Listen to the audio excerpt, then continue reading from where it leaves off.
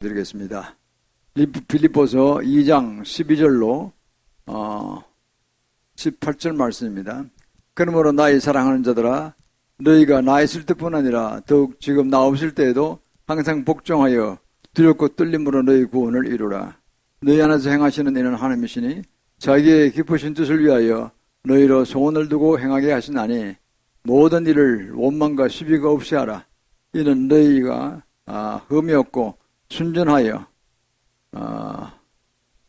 어그러지고 거스리는 세대 가운데서 하느님의 흠없고 흠없는 자녀로 세상에서 그들 가운데 빛들로 나타내며 생명의 말씀을 밝혀 나의 다름질도 헛되지 아니하고 수고도 헛되지 아니하므로 그리스도의 날에 나로 사랑할 것이 있게 하려 함이라.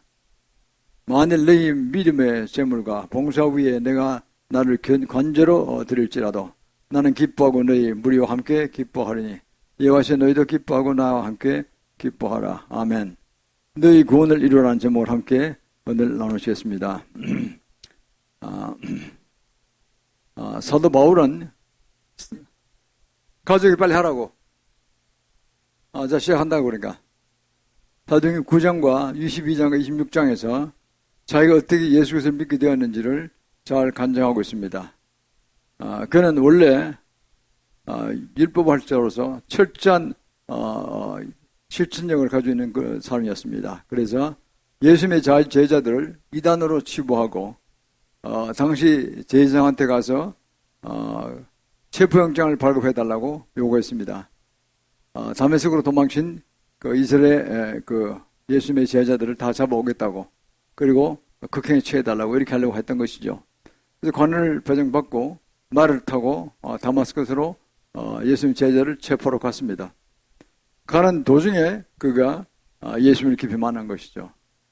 사도행전 9장, 22장, 26장의 간증처럼 그는 대낮 정오에 햇빛보다 더 밝은 빛을 맞았습니다. 벼락을 맞은 것이죠. 그래서 그 눈이 멀었다 그랬습니다. 말에서 굴러 떨어졌습니다. 그때는 음성을 들었습니다. 사울아 사울아, 그때 이름은 바울은 사울이었습니다. 크다는 뜻이죠. 사울아 사울아, 왜 네가 나를 핍박하느냐. 사울도 보통 사람이 아니었습니다. 그쯤 되면 기가 죽었을 텐데 주여 니시오니까 이렇게 물어봤어요. 그러니까 나는 네가 핍박하는 예수다 이런 말씀 들었습니다. 그제서 사도 바울은 그렇게 큰 음성으로 말씀하신 하늘에서 듣기는 음성은 하나님이 분명하고 그리스도가 분명합니다. 예수님이 그리스도라는 걸 그는 확신한 것입니다. 그래서 말이 굴러 떨어지고 정신을 차려보니까 눈이 멀어버렸어요. 그런데 마침 같은 시간대에 다메섹에 있던 그 예수님의 다른 제자 아나니아가 하나님 기도하고 있었습니다. 그때 예수님께서 아나니아에게 말씀하십니다. 너는 집 가는 거리로 가라. 그러면 청년 사울을 만날 텐데 그 지금 눈이 멀었으니까 눈을 치유해 주라고, 안수해서 치유해 주라고 이렇게 부탁하셨습니다. 그래서 아나니아가 집 가는 거리 가니까 마침 사울은 청년이 있다는 걸 알고 들어가서 이야기했습니다. 방금 예수님께서 말씀하셨다고. 그래서 내가 당신을 안수하겠다고 이렇게 해서 안수기도를 해서 눈을 치유해 주었습니다. 확신된 것이죠. 예수님이 살려주신 것입니다. 벼락을 치시고 눈을 멀게 하시고 난 다음에 다시 아나니아를 통해서 고쳐주시고 예수님이 그리스도라는 걸, 확실한 메시아라는 걸 그거 증거하신 것입니다. 그래서 사도 바울은 자기를 영 한 방에 죽이지 않으시고 살려주신 주님을 찬양한 것입니다. 벼락을 조금만 세게 쳤다면 눈이 어두워지는 것이 아니라 그냥 그대로 죽어버린 것이죠. 벼락 맞아서 그냥 나무 고등나무도 그냥 고흥나도 완전히 불이 타버리잖아요. 보통 걸 죽어버리는 거죠. 그 살려주신 주님을 찬양하면서 그는 아라비아 기도원으로 내려가서 약 3년 동안 그는 구약성경 전체를 다시 보면서 그게 그리스도가 메시아가 예수님이란 걸 그는 대입하였습니다. 예수님이 드디어 이렇게 만나주셨구나. 예수님이 확실한 그리스도 메시아다. 이렇게 하고 그는 신약을 쓰기 시작한 것입니다. 신약에 약 반을 썼죠. 이렇게 빌립보서 특히 2장 12절 18절은 유명한 말씀입니다. 그걸 얻게 된 그 모든 걸 그는 우리에게도 그렇게 개인적인 만남을 가지라고 말씀하시는 것입니다. 여기 계신 모든 성도는 예수님을 다 개인적으로 만날 줄 믿습니다. 이런 경험을 안 하셨더라도 예수님이 구시하는 걸 알고 정렬을 받았습니다. 그런 확실하게 이래 받았던 것은 좀 드물 것입니다. 왜냐하면 그는 사도적 삶이기 때문에 이렇게 받은 것이죠. 그래서 우리는 오늘 너희 구원을 이룬 이 사도 바울의 말씀처럼 우리 주님을 확실히 만나고 확실히 우리 믿음을 재점검하고 성령을 충만히 받아서 사도 바울 같은 위대한 인물로 일어나기를 원하는 것입니다. 어차피 인생은 한 인생 살다 갑니다. 기왕이면 사도 바울 같은 위대한 인물이 되어서 하늘에 큰 상업을 쌓고 주님 소원을 이루고 또 우리도 하늘에서 영원한 빛나는 존재로 살아간다면 얼마나 감사하겠습니까? 저는 그런 차원에서 오늘 너희 구원을 이루한 제목의 말씀 함께 은혜 나누시겠습니다. 그럼 첫 번째는 우리 모든 두렵고 떨림으로 구원을 이루어야 합니다. 두렵고 떨림으로 구원을 이루어야 합니다. 본문 12절 14절 다시 제가 봉독해 드리겠습니다. 그러므로 나의 사랑하는 자들아 너희가 나 있을 때뿐만 아니라 더욱 너희 지금 너희가 나 없을 때에도 항상 복종하여 두렵고 떨림으로 너희 구원을 이루라. 너희 안에서 행하시는 이는 하나님이시니 자기의 기쁘신 뜻을 위하여 너희로 소원을 두고 행하게 하시나니 그랬습니다. 모든 일을 원망과 시비가 없이 하라고 14절에 말씀하셨습니다. 두렵고 떨리는 마음으로 주님은 실제하시는 하나님이시기 때문에 감히 하나님 앞에 방자하게 나와서는 안 됩니다. 정말 겸손한 마음으로 나와야 되는 것이죠. 아차하는 순간에 죽을 뻔했잖아요. 수탱이 될 뻔했잖아요. 사도 바울은 정도를 좀 경도를 낮춰가지고 쳤기 때문에 그냥 눈만 살짝 멀어진 것이죠. 그때 아내를 통해서 다시 고쳐주셨습니다. 그렇게 되면 사도 바울은 정말 감사한 거예요. 한 방에 그냥 그런 수탱에서 죽을 뻔한 것이죠. 그럼 지옥 가는 거죠. 하나님의 자녀를 제자들을 죽이려고 사자에게 처하게 하려고 체포하러 갔으니까 얼마나 죽을 죄를 지은 것입니까요. 한 방에 쳐버리면 중국 없어지는 겁니다. 지옥 구덩이를 뚫리고 사탄의 노예가 돼가지고 영원한 영겁의 세계 동안에 불지옥에서 고통을 겪을 생각하니까 아찔한 것이죠. 살리신 주님은 정말 드리고 떨리는 마음으로 구원의 은총에 감사할 거 아니겠습니까? 그 감사와 그런 느낌들이 우리 모두에게 있어야 할 줄 믿습니다. 그래서 첫 번째 우리는 모두는 두리고 떨림으로 구원을 이루어야 합니다. 구원에는 세 가지가 있다고 합니다. 구원이라는 뜻에 소주라는 뜻에 세 가지 뜻이 있습니다. 하나는 칭의 구원입니다. justification이라고 하죠. 예수 그리스도를 믿고 구원을 얻는 그 순간 우리는 성령을 받고 하나님의 자녀가 되고 그리스도의 신부로 채워졌습니다. 이게 정말 엄청난 은혜를 받은 것입니다. 그 구원을 받은 것을 자랑 삼아서 내가 잘했다 생각하지 말고 정말 구원을 받은 것을 두리고 떨리는 마음으로 인정해야 됩니다. 사도 바울 같은 비슷한 존재로 우리가 하나님을 비방하고 욕들은 게 많았지 않습니까? 예수 안 믿을 때 예수 믿는 자는 예수행이라고 욕들은 적이 있었고 그래서 우리는 주님께 영광을 돌리지 못하고 오히려 욕을 돌린 적이 있었을 것입니다. 그래서 우리는 예수님 구원을 받고 이렇게 주의 성도가 된 것을 정말 감사함으로 떨리는 마음으로 우리가 인정해야 될 것입니다. 그래서 칭의 구원은 예수 믿고 믿음으로 구원받고 우리 행위로 구원받고 그런 것이 아닙니다. 믿는 순간 성령을 받고 구원받은 것입니다. justification이라고 하죠. 의롭지 못한 자가 의롭다고 칭의받은 것입니다. 그것이 바로 인생의 참 은혜요. 하나님의 은혜고 우리가 정말 두렵고 떨림을 받아야 된다는 뜻입니다. 두 번째는 정화 구원입니다. sanctification이라고 그러죠. 구원받은 것으로 끝나는 것이 아니라 우리 교회 생활을 통해서 한 40년, 50년 계속하는 가운데 우리가 점점 더 그리스도의 성품으로 채워지고 또 그리스도의 능력과 권세로 더딥해지는 걸 보게 됩니다. 왜 그렇게 하셨을까요? 우리로 하여금 더 많은 좋은 일을 하라. 하나님의 원하시는 더 좋은 일을 하고 수많은 자에게 복음을 전하라. 아직도 무지몽매에서 지옥으로 끌려간 일이 얼마나 많으냐. 내 가족을 보라. 내 친구 친지를 보라. 얼마나 예수 믿는 사람이 많으냐. 눈에 보이지 않느냐. 그들이 왜 가만히 있느냐. 니하고 건복 혼자만 설득하려고 그러느냐. 다 그들 가족들에게 믿지 않은 가족들에게 복음을 전하고 친구 주인은 복음을 전하고 가야지 네가 칭찬받을 것이 아니고 사는 상급이 클 것이 아니냐. 이렇게 말씀하시는 것이죠. 그래서 우리는 정화구원을 이루어야 합니다. 과거에는 우리가 성미가 급하고 또 실수도 잘하고 망발도 하고 정말 말을 하더라도 험하게 하고 이런 사람이 있다면 다 바뀌어서 정말 사랑과 너그러운 인자한 사람으로 바뀌고 용서의 사람으로 바뀌고 오래 참는 사람으로 바뀌고 기쁨으로 바뀌고 그리고 어떤 경우에도 희망을 잃지 않은 걸 바뀔 때 주위 사람이 보고 인정하는 겁니다. 아, 저 인간 예수 믿기 전하고 믿기 후하고는 완전히 달라졌다. 그전까지는 뭐가 급하고 뭐가 안 되면 짜증을 내고 싸우고 이런 사람이 웬간한 다 참고 너그러운 사람 바뀌고 뭔가 믿는 구식이 있고 뭔가 마음속에 흡족함이 있으니까 저렇게 희락 기쁨이 용서하면서 나오는 거 아니겠느냐. 놀랍게도 바뀌었는데 이렇게 되는 거 아니겠습니까? 그런 변화를 겪어야 되고 자기뿐만 아니라 주위 사람 인정을 해줘야 됩니다. 그 정도로 많이 그야말로 이 엄청난 그런 천지가 바뀌듯이 바뀌어야 된다는 뜻입니다. 그것이 우리 인간에게도 있을 수 있습니다. 갈라디아서 5장 21절 3절에 그렇습니다. 그래서 사랑과 희락과 화평과 오래 참음과 자비와 양성과 충성, 온유의 절제의 사람이 된다는 것이죠. 이럴 때 우리가 그걸 완성할 때 그제 중간에 신부로 세워지는 것입니다. 이 땅에서 그렇게 세워지면 얼마나 좋겠습니까? 이 땅에 세워지면요, 그야말로 그를 바라보고 많은 사람들이 주께로 돌아올 것입니다. 그렇잖아요? 성경에 못한 상사가 정말 불칼같이 하다가 예수 믿고 난 다음에 너그러운 생활을 바뀌고 말도 함부로 하지 않고 정말 너그러운 말로 한다면 얼마나 보기 좋겠습니까? 그리고 속으로 그럴 것입니다. 예수 믿고 인간이 완전히 바뀌었네. 이렇게 나타난다는 것이죠. 스스로 인정하고 주위에서 인정을 해줘야 됩니다. 세 번째는 영화 공을 이루는 겁니다. 글로리피케이션입니다.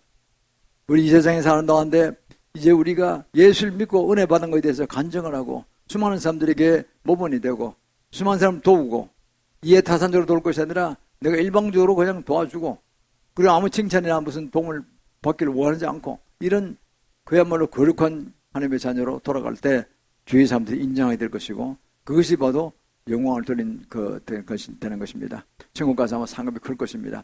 수많은 사람들을 주께 인도하는 자가 하늘의 상급이 제일 클 것입니다. 왜냐하면 한 영혼이 천하보다 더 귀하다고 말씀하시기 때문입니다. 이 세 가지로 된다는 것이죠. 그래서 마지막 때는 더구나 짐승의 표를 받으면 안 됩니다. 우리가 아는 바처럼 1단계로 우리가 예수님 구원 받았습니다. 성령을 받았습니다. 그러나 성령을 떠나가게 할 때가 온다는 거죠. 그게 언제 됩니까?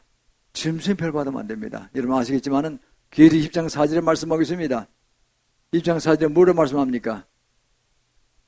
예수 복음을 전하다가 목배를 받은 자, 순교한 자를 이야기하죠. 또 그 짐승, 적그리스도의 짐승, 또 그 우상에게 경배하지 않은 자, 그 표를 받지 않은 자, 그 표는 666 짐승의 표입니다. 그 받으면 짐승의 표가 되면 짐승의 아류가 됩니다. 짐승의 노예가 됩니다. 지옥 간다는 뜻이죠. 죽으면은. 표를 절대 받으면 안 됩니다. 왜냐하면 그걸 받으면은 그게 성의 해방치 걸려서 받았던 성이 떠나시게 됩니다. 마태복음 12장 31절에 말씀하는 성의 해방체는 용서받지 못한다 그랬잖아요. 성의 해방체 뭡니까? 성에 떠나가시도록 예수를 믿지 않고 짐승을 믿는다는 뜻, 적그리스도를 믿는다는 뜻입니다. 사탄을 믿는다는 뜻입니다. 그러면 떠나가는 겁니다. 그게 왜 그러냐고요? 짐승의 표를 어디다 받습니까? 이 음지와 금지 사이에 갈퀴 같은 이곳, 물렁물렁한 곳이죠. 물가기 같은 곳. 그 사이에 받거나 이마에 받습니다. 이마와 손에. 이마를 받는다는 것은 이마에 있는 모든 것들이 적통으로 들어갑니다. 그리고 손에는 손은 모든 이 사지를 관장하는 그런 중추신경이 흘러가는 곳이에요. 두 군데만 딱 때려서 받으면 이게 그냥 서로 통해가지고 그냥 그 권세에 눌리는 것입니다. 어디로 들어가느냐? 때가 되면 그곳이요. 처음부터 하는 것이 아니라 때가 어디로 가느냐? 바로 대뇌 속에 둘리게 통하는 곳이 있습니다. 전두엽, 부두엽만 아시죠? 그 속에 뇌 한복판에 귀로부터 직선으로 들어가고 수평으로 들어갑니다. 그리고 요 이마에서 수평으로 들어가서 딱 만나는 곳, 뇌 한복판입니다. 작은 흰 물질이 있어요. 뇌입니다. 뇌 중에 하나죠. 잘 알려지지 않습니다. 둘리겠던 그거는 신과 교통하는 곳입니다. 예수 믿자는 성령, 예수 영과 교통하고 불교 믿자는 불교 영과 교통하고 무당을 믿고 푸닥거리하는 사람은 무당의 영과 교통하는 것입니다. 가짜 무당 말고 진짜 무당도 있어요. 그러니까 이렇게 해서 그게 바로 자기 나름대로 신과 교통하는 것입니다. 그곳에 딱 박히면요. 때가 되면은 작동을 하는 겁니다. 나는 루시파인데 나를 그리스도로 섬기라 나오는 것이죠. 나는 아니야. 나는 예수 믿고 목사고 장로고 집사고 성도고 복음도 많이 전하고 방언도 받고 은사도 받았어.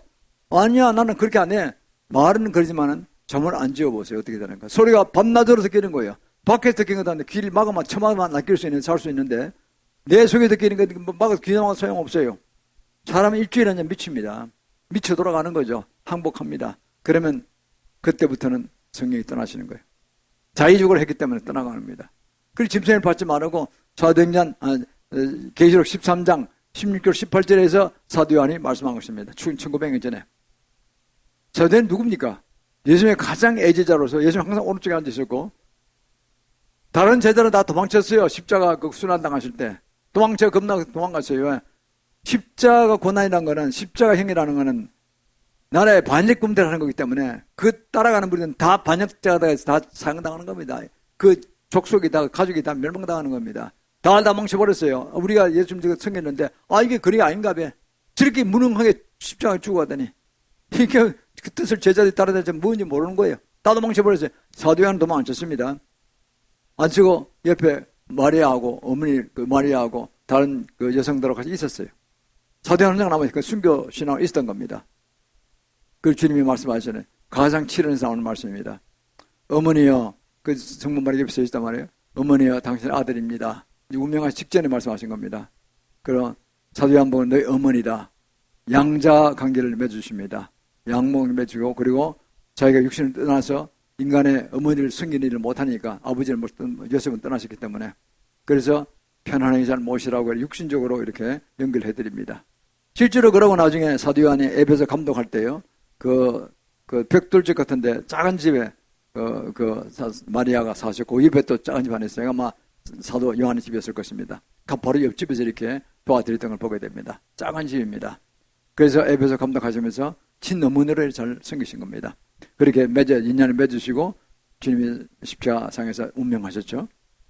그래서 사도 요한은 12제자중에서 순교하는 유일한 제자지만 그러나 순교 이상으로 그는 이미 각오를 삶을 살았던 것입니다. 그래서 그 많은 사도 요한이, 그 많은 사랑을 받은 자가 나중에 그 나이가 들어서 밤모섬으로 귀양당에 가서 거기서 종일 굴에서 기도를 했는데 어떻게 잘못된 말은 음성을 들을 수 있겠어요?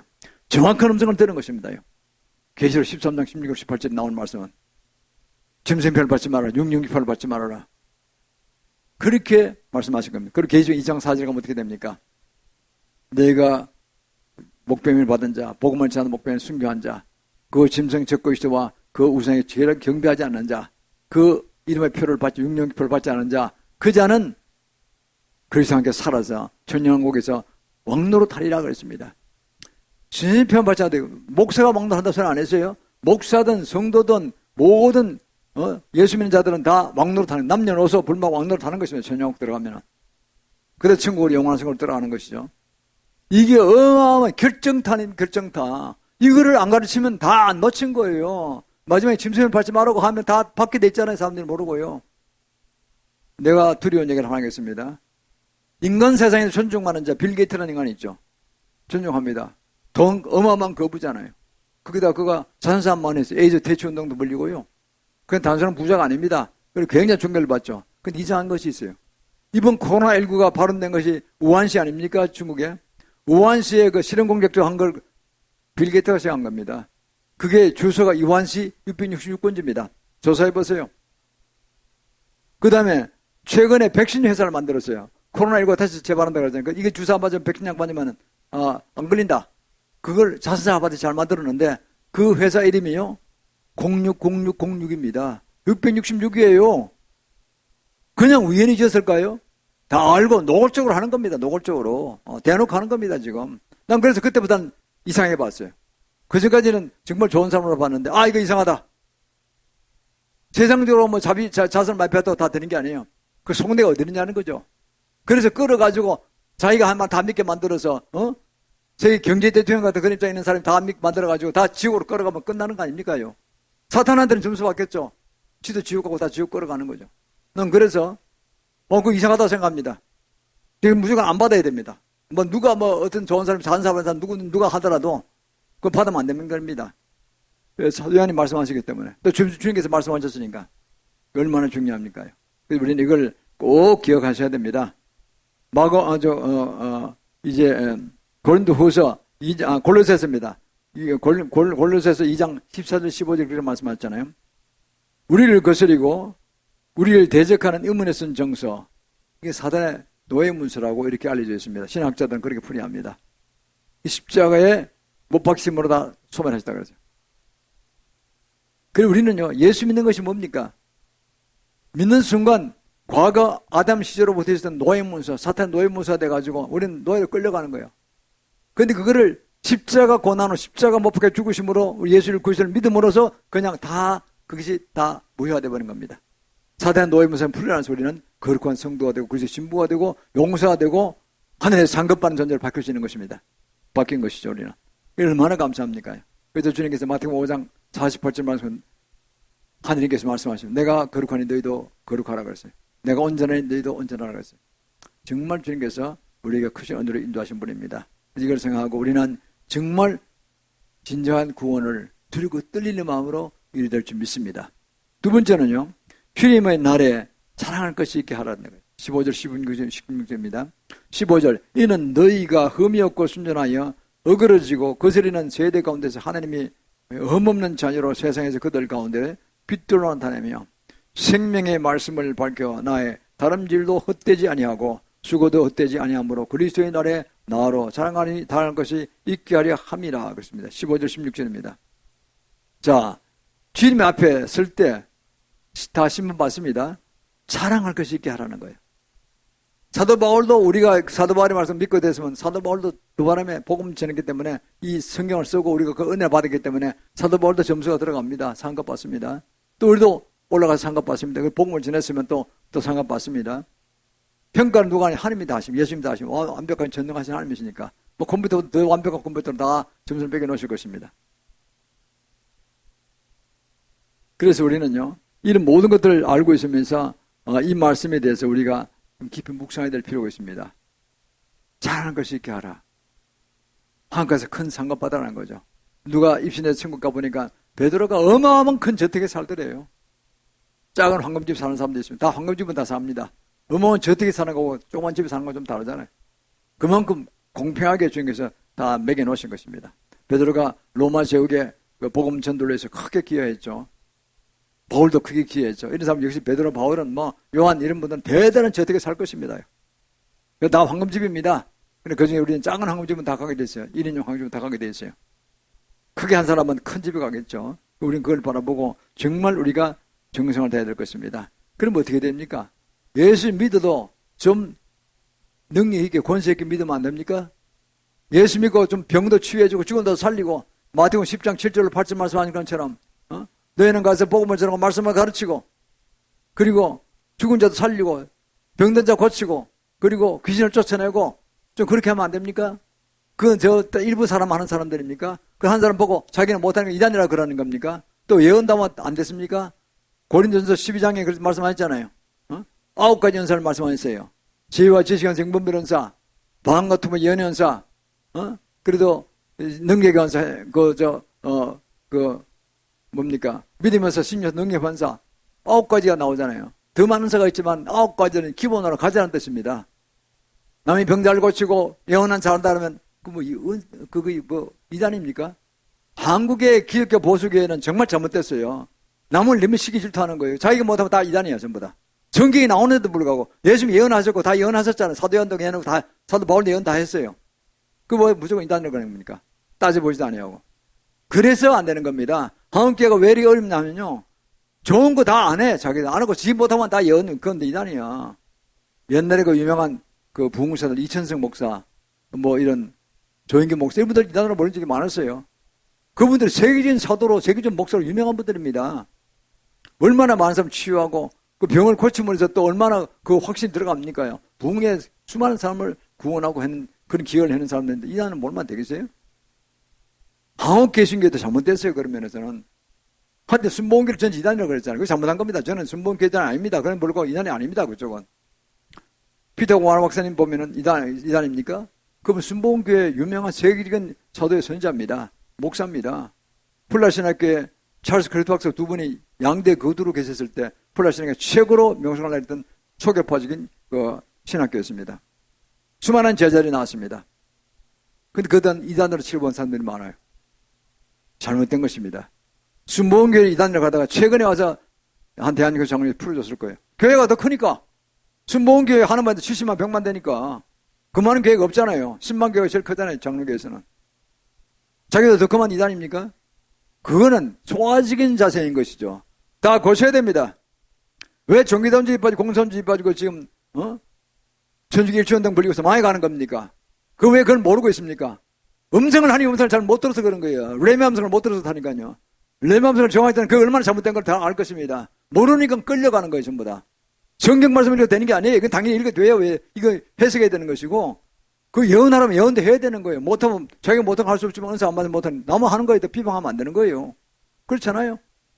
분명히 고전주 12장에서, 그 은사를 거기 하라 그랬잖아요. 쳐다보는 걸 잘했어요. 그걸 왜 자기가 못한다고 이단하면 됩니까? 말이 안 되죠, 그거는. 그래서 우리가 성화군이라는 뜻은요, 성품도 성화되지만은 우리의 권세와 능력도 같이 갖추라는 뜻입니다. 왜냐하면 기왕이면은 만성 치유할 때 우리가 큰 은사를 받는 그런 겁니다.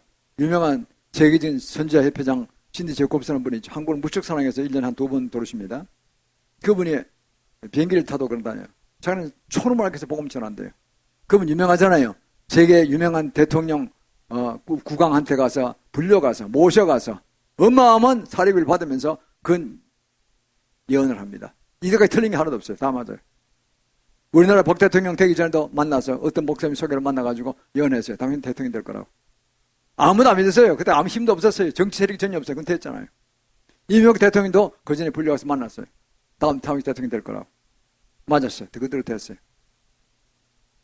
우리나라도 그렇고요. 아는 아름으로 하는 사람은 다 합니다. 그걸. 왜? 성경적으로 믿으니까. 내가 아니라고 아닌 건 아니잖아요. 그분은요, 신제곱스가 다시 돌아가면 그분은 예화를 들으면 그런 겁니다. 비행기를 탈 때도 자기는 초음악에서 복음 전할 거예요. 이제 타면 두 사람 앉게 돼 있잖아요. 두 사람 자리에 앉았는데 같이 앉는 겁니다. 한 5분쯤 지나가다 물 한 잔 마시고 이제 기도하는 겁니다. 주님, 옆에 있는 분이 어떤 분입니까? 복음을 전하면 좋겠는데 어떤 분입니까? 그러니까 이제 주님 말씀하십니다. 이래이래한 전입이고 이런 기도 제목을 가지고 있다. 이런 소원이 있다. 이렇게 말씀하시는 거예요. 알았습니다. 제가 복음 전하겠습니다. 그러면 이제 그분한테 이제 하나님 음성을 듣고 얘기하는 겁니다. 아무개 아니하십니까? 나는 누구입니다. 나는 목사고 예언하는 그런 은사를 가지고 있습니다. 잠깐 기도해드려도 될까요? 그러면 그래요? 해보세요. 돈 들어가는 거 아니니까. 그런 건 해보시라고. 자기는 자기 소원 자기가 알잖아요. 처음 만난 사람이니까. 이제는 맞나 그런 건 하는 거예요. 방금 내가 기도했더니 주님 이렇게 말씀하십니다. 당신은 이런 걸 추구하고 있고 이런 거를 소원하고 있습니다. 맞습니까? 어떻게 알았습니까? 최근 주님이 하나님 말씀하십니다. 하나님 설정하십니다. 예수님 말씀하셨어요. 근데 이제 틀린 적이 없습니다. 그러니까 그 자리에서 승복하는 겁니다. 그러면 당신 예수 믿으시겠습니까? 당신도 이렇게 될 수 있습니다. 다는 아니겠지만은 시작하는 것이죠. 그러니까 믿고 마는 거예요. 그렇게 진짜 보고 믿어야죠. 예수님이 그리스도인 걸 이제 증명합니다. 성경적으로. 그리고 예수님이다 고백을 받습니다. 그리고 축복 기도합니다. 예수님이 된 거예요. 성령을 받은 거예요, 순간. 이렇게 복음 전한다는 거예요. 얼마나 효율적입니까요? 어떤 분이 병에 걸렸다 칩시다. 불치병에 걸려가지고 죽어가는 사람 있다 그럽시다. 어떤 여행을 했는데 불치병이라서 이제 시한부 생명을 산 암을 말기암 가진 사람 있다 합시다. 그러면 어떻게 됩니까? 또 그런 사람 만났다면 이렇게 될 거예요, 옆에서. 난 그동안 기도하는 게 제가 기도하는 잘 나는 편입니다. 암도 많이 났고요. 그래서 혹시나 당신 건강 괜찮으십니까? 그러면 보통 암 환자들은 집에서 호송하잖아요, 이렇게. 난 지금 암에 걸려서 다 죽을 지경입니다. 그래요? 그럼 기도해도 기도하시라고. 기도해서 나았다 그러면 어떻게 되겠어요? 예수 믿게 되죠. 그렇게 하시라는 겁니다. 그러니까요, 마태복음 10장 7절 8절 말씀이 맞는 겁니다. 가서 복음을 전하고 말씀을 가르치고 죽은 자를 살리고 그리고 또 네가 거저 봤으면 거저 죽어라. 질병 치유를 하고 그렇게 하라는 거 아닙니까? 또 제가 아는 한 목사님은요, 일본에 가서 복음을 전하는 목사가 되는데 어느 날 금방 5학년 학생이 그러더랍니다. 자기 아버지 돌아가셨어요. 5학년인데. 그리고 목사님 교회 가서 예배를 여러 번 드리는데 당신은 죽은 자 살린다고도 예수님 하셨지 않느냐. 당신 주님의 유명한 제자니까 내 아버지 살려내라고. 먹대를 쓰는 거예요. 이거 싫어합니다. 그러니까 어처구니 자기는 그런 적이 없대요. 아무도 질병 치유해도 죽은 자 살린 적은 없대요.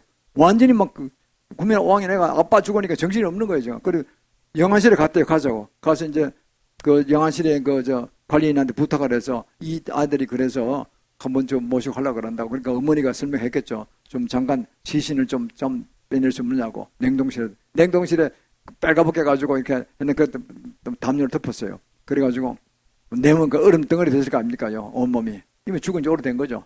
그걸 두고 기도를 했대요. 정말 이 아들의 간절한 소원을 듣고 뭐 가서 내가 망신 당하더라도 좋다 하자. 배운 대로 그 말은 맞다. 다 들었으니까. 그렇게 탁 해서 했더니요. 좁으니까 코가 벌럭벌럭 하더래요. 코 덮었던 그 모포가 벌럭벌럭 하는 거예요. 얇은 그 천이. 뭐 숨을 쉬고 있네? 그 내리니까 눈이 떠졌어요. 그래서 그랬대요. 당장 좀 주무리라고. 마사지를 하라고. 그러면 다 들어서 마사지를 맡겼겠죠. 이렇게. 깨어났어요. 아버지 살아났어요. 유명한 일화가 있습니다. 그분은 지금, 일본에 그 큰 아들과 같이 가서 큰 목회를 하고 있습니다. 그리고 우리는 이런 걸 보면요. 정말 주님의 말씀하셨습니다. 우리가 주님 말씀을 거부할 것입니까? 가급적인 걸 받아서 하면은 정말 주님 좋고 우리 좋고 그 사람들 좋고 다 좋은 거 아닙니까? 그래서 우리는 이렇게 주님의 날에 자랑할 것이 있도록 해야 됩니다. 그러려면은 많은 사람을 치유하고 또 예언도 해드리고 또 도와드리고 그리고 복음을 전하고 하나님 나라 왕국 건설에 크게 쓰임받는 자가 되기를 소원하는 것입니다. 마지막으로 세 번째는요. 주 안에서 우리 모두 함께 기뻐합시다. 본문 17절입니다. 만일 너희 믿음의 죄물과 봉사에 내가 나를 건지러 드릴지라도 나는 기뻐하고 너희 무리와 함께 기뻐하리니 그랬습니다. 이것이 너희도 기뻐하고 나와 함께 기뻐하라 그랬습니다. 17절 18절 말씀입니다. 그렇습니다. 우리가 이렇게 해서 이런 삶을 살고 제대로 된 성화군을 이루고 제대로 된 믿음의 권칭원을 이루고 정말 사랑 가운데 내가 사도바가에서 죽어서 지옥에 떨어질 사람이었는데 예수님 구원받고 성령받고 은사받고 능력받고 수많은 사람을 살려주고 정말 주님께 영광을 돌리게 됐다. 이게 얼마나 감사한 일입니까? 그러면요 주님이 기뻐하시는 거예요. 천국 갈수록 기뻐하시는 거예요. 그걸 해야 되는 것입니다. 우리는 그걸 하기 위해서 그야말로 있는 힘을 다해야 됩니다. 믿음의 제물과 봉사 위에 내가 나를 관제로 드릴지라도 그랬습니다. 관제라는 거는요 히브리어 스펜두마이라고 그러는데 이거는 포도주 술이 팍 터져서 터져 나온다 이런 뜻입니다. 내가 예수 믿다가 터져 죽더라도 내가 여한이 없다. 내가 기쁩니다. 복음 전하는데 최선을 다한다는 거죠. 그 사도 바울은 열심히 복음 전하는 자가 없습니다. 그는 그야말로 그 고린도후서 11장에 나오지 얼마나 고생했는가. 하나 감한 39대 맞는 그 태장을 5번 맞다 그래. 태장도 많이 맞고 그리고 또 채찍질 당하고 그리고 또 뭡니까 춥고 배고프고 산의 위험과 강도 위험과 바다의 위험과 바다가 파선을 3번과 4번 했다는 겁니다. 어마어마한 고통을 겪고 또 개척한 교회가 잘 돌아가는 늘 근심하면서 편지를 쓴 거 아닙니까? 이제 빌립보서라든가 에베소서라든가 다 편지 쓰는 거예요. 어떤 소문을 듣고 고린도 전서 후서 이렇게 써나가면서 그런 데 돌아다닌 겁니다. 정말 고생 많이 한 거죠. 굶고 배고프고 줄이고 추위에 떨었다는 거 아닙니까? 그만큼 그 옛날에 얼마나 어렵겠어요. 도보로 갔으니까 얼마나 어렵겠어요. 그래서 소아시아 지방을 돌면서 복음을 많이 그리스 소아시아 지방한테 복음을 많이 전한 것입니다. 그러다 나중에 감옥에 투옥됐잖아요. 베드로는 밖에서 동굴에서 막 복음 전했죠. 그러나 사도 바울은 감방에 있었습니다. 감방에. 사형수와 같이는 감방에 있었는데 너무나 중개수 범인이니까 황제가 사이 건의들을 한 명씩 보냈어요. 나가서 돌아가면서 또 당번을 쓰는 거예요.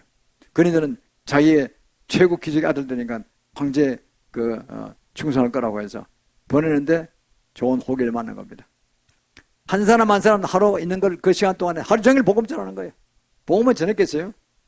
그냥 다 후반지에 가서 정점에 되가는 믿음이 좀 충만하다 싶으면 그냥 필요하냐 안수기도 해드리고 뭐 온갖 병도 고쳐주고 예언도 해주고 다 했을 거예요.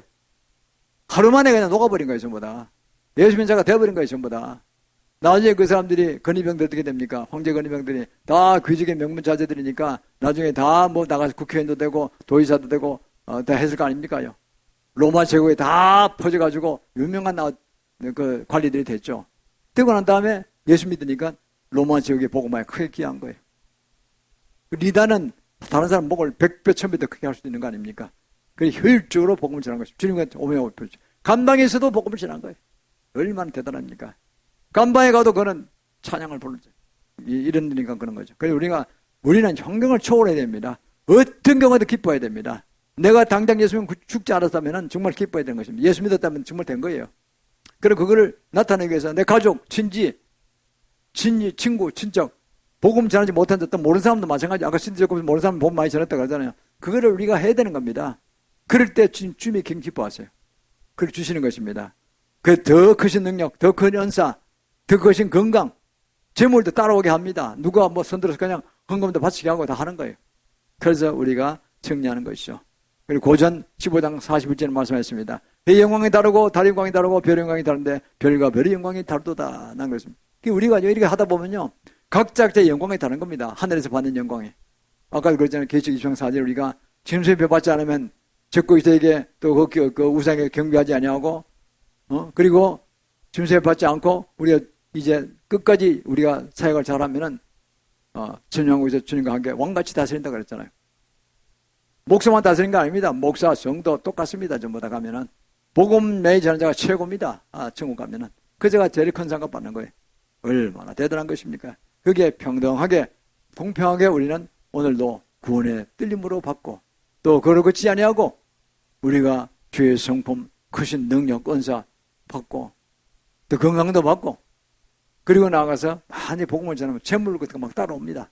그래서 그야말로 엄청난 일을 할 수 있는 그런 단계로 들어가야 될 것입니다. 그래서 우리 모두가 사도바울 같이 정말 일어서길 바랍니다. 지금 우리나라가 엄청 중요한 시기로 들어가잖아요. 전쟁 위험성이 많습니다. 삼태전이 곧 벌어지는 얘기도 있고 정말 엄청나게 들어가잖아요. 북한이 곧 정권이 이제 넘어가고 자유조선 같은 정권이 일어날 거라고도 이야기하고 있습니다. 우리가 2028년까지 꼭 일어나달라고 이제 잠복 자유통일하고 기도하고 있습니다. 전제적으로 예언적으로 선포하고 있습니다. 2035년까지 이르던 만주가 연해주를 회복하고 한몸과 연합을 창설되게 해달라고 또 선포하고 있습니다. 7강국 8강국과 대한민국의 백권 소유가 되고 엄청난 성교가 터져서 아시아 성교 이론에 크게 쓰임받는 그런 선교장의 원천적인 애들 시기를 우리가 기도하고 있습니다. 다 예언적으로 선포하는 것입니다. 그래서 우리는 나가면요, 우리 뜻이 고상하기 때문에 이번 대통령 선거도 미국 대통령이 곧 한 2개월이 있지만은 반드시 누가 되든지 간에 대한민국 관계는 한미동맹이 강화되어야 됩니다. 그래서 우리가 서방세계 G2로 세워지고 지금 G7에서 한국을 부르자고 야단 아닙니까? 미국뿐 아닙니다. 구라파, 독일, 영국, 이태리, 프랑스 이 4개 주축국가들이 다 부르고 있어요. 한국 가입시켜야 된다고. 거기서 따라갑니다. 그러면요, 아시아에서 세 나라가 되는 겁니다. 일본은 우리 도랑을 방해하고 있어요. 못하게 하고 있어요. 지원 유화독점 다 하려고 하다가 일본은 퇴색됐잖아요. 그래 한국이 이제 일본 대신에 들어가는 거죠. 그리고 호주도 자원이 많으니까 중국이 못 들어갔으니까 그 자원 많은 호주가 자원을 중국에 잘 안 되는 호주가 자원을 공급하는 겁니다. 그 들어가는 겁니다. 그럼 G9이 되는 거죠. 그런데 실질적으로 우리가 G2나 다름없습니다. 태평양 쪽에서는. 그래서 우리가 이를 통해서 중요한 이 세대에 정말 기도하면서 나아갈 때 우리나라도 그렇고 민족도 그렇고 우리 개인도 그렇고 교회도 그렇고 한국 기독교 전체도 그렇고 정말 신나는 그런 앞으로 몇 년 뒤에 올 것입니다. 거기에 우리가 앞장서 나가서 하늘의 큰 상급 받는 정말 두렵고 떨림으로 구원을 얻고 기쁨으로 영혼의 세계를 살아갈 수 있기를 축원합니다. 기도하겠습니다.